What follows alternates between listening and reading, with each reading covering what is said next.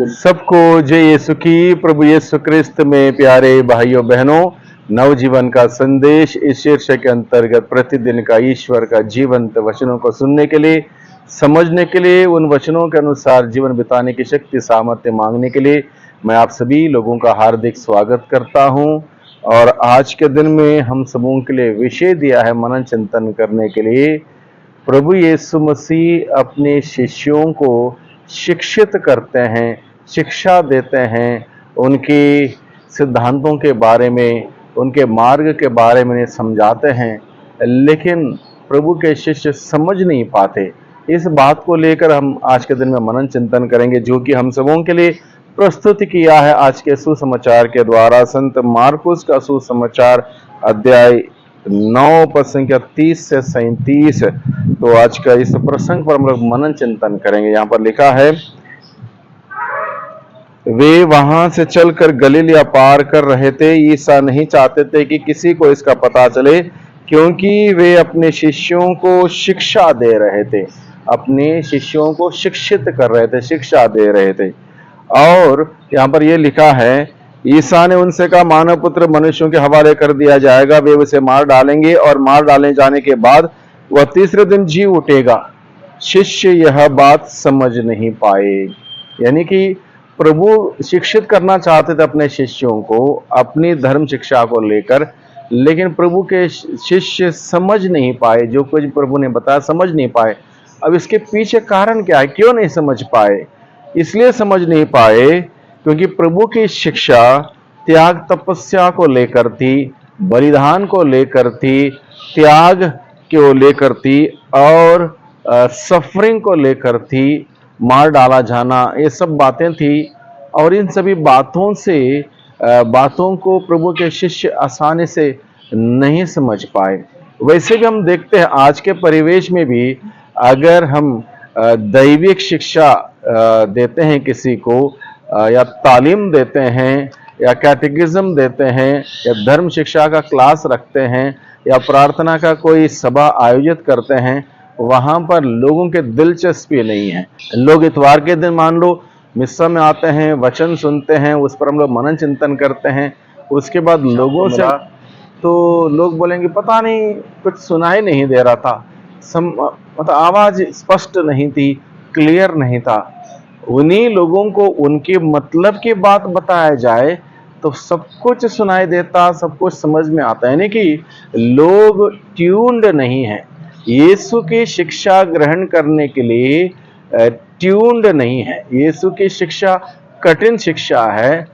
इस शिक्षा को ग्रहण करने के लिए समाज या जनता या लोग इतने आसानी से ग्रहण इसलिए नहीं कर पाते क्योंकि यीशु के साथ उनका तालमेल नहीं बिठा हुआ है, तालमेल नहीं है, ट्यून्ड नहीं है, इसलिए कठिन लगा। प्रभु के शिष्यों को भी प्रभु की शिक्षा समझ में नहीं आई।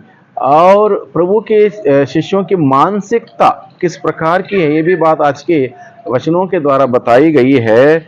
वे लोग रास्ते में वाद विवाद कर रहे थे, तो प्रभु ने पूछा, तुम लोग किस बात को लेकर वाद विवाद कर रहे थे? वे चुप रहे, क्योंकि उन्होंने रास्ते में इस पर वाद विवाद किया था कि हम में से सबसे बड़ा कौन है। तो प्रभु के शिष्यों की मानसिकता, कौन बड़ा होगा, कौन आगे होगा, किसको क्या मिलेगा, ये सब बातों को लेकर, दुनियादारी की बातों पर ज्यादा उनका ध्यान था, ज्यादा ख्याल था, और इन्हीं बातों को लेकर वो जीवन जी रहे थे। भौतिक बातों को लेकर वो जी रहे थे। आध्यात्मिक बातों से वो बहुत ही कम दिलचस्पी लेते थे, इसलिए उनको समझ में नहीं आता था। आज के परिवेश में भी लोग भौतिकता में ही खोए हुए हैं, आध्यात्मिकता की ओर लोगों का झुकाव कम है, इसलिए लोगों को समझ में नहीं आता। और यही परिवेश प्रभु हम सबों के सम्मुख रखते हैं। उनके शिष्यों के साथ भी यही हुआ।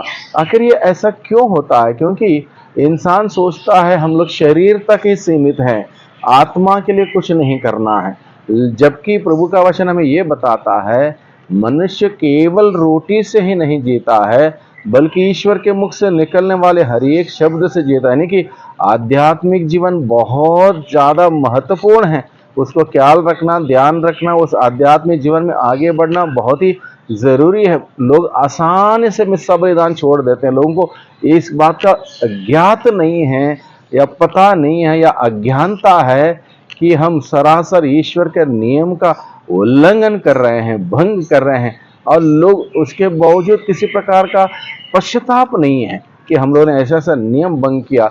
यानी कि आध्यात्मिकता का स्तर दिन प्रतिदिन गिरता जा रहा है। कौन जिम्मेदार इसके लिए? हम में से हर कोई व्यक्ति, हम में से हर कोई व्यक्ति इसके लिए जिम्मेदार है, क्योंकि हम सबों को एक दिन ईश्वर के सामने, कयामत के दिन ईश्वर के सामने खड़ा होना होगा, हमारा हिसाब किताब देना होगा। तब हम कहाँ होंगे? और वहां पर हिसाब किताब होगा, न्याय होगा। न्याय के अनुसार अगर हम दोषी पाए गए तो हम स्वर्ग राज्य के सुख नहीं प्राप्त कर पाएंगे। इसलिए इन सभी बातों को भाइयों बहनों हम समझें, प्रभु क्या कहना चाहता है हम सबों से।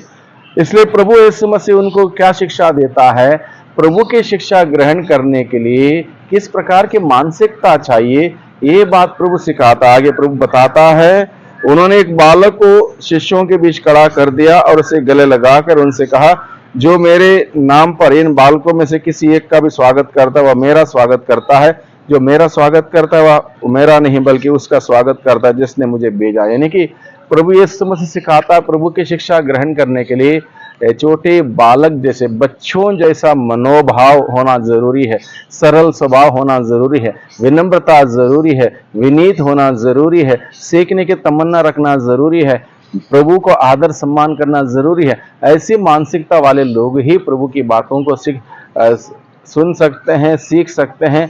इसलिए प्रभु की शिक्षा अगर हम ग्रहण नहीं कर पा रहे हैं तो हमें मनन चिंतन करने की जरूरत है आज के दिन में। कहीं मेरा अंदर घमंड तो नहीं, अहंकार तो नहीं, जो मुझे प्रभु की शिक्षा को सुनने से, ग्रहण करने से रोकता हो। अगर ऐसा है, हम पश्चाताप करें, प्रभु के पास छोटे बच्चों के समान जाएं, शुद्ध मन से, शुद्ध दिल से हम जाएं, प्रभु से कहें, प्रभु मुझे आपकी शिक्षा से शिक्षित कर। अगर मैं आपकी शिक्षा से शिक्षित हो जाऊंगा, इस धरती पर रहते हुए हम सफल हो जाएंगे और इसके बाद भी हम सफल हो जाएंगे। आपकी शिक्षा ही मेरे रास्ते के लिए एक प्रकार का दिया है, दीपक है, सारा अंधकार दूर करने के लिए। इसलिए प्रभु से हम आज के दिन में प्रार्थना करें, प्रभु मुझे आपकी शिक्षा की आवश्यकता है, आप अपनी शिक्षा से मुझे शिक्षित कर और मेरा मार्गदर्शन कर, मेरा पथ आलोकित कर, जिससे कि प्रभु मैं आपके बताए हुए मार्ग पर चलते हुए आपकी गवाही, आपकी साक्षी बन सकूं। दुआ करते हैं उद्धारकर्ता यीशु मसीह के नाम से, आमीन।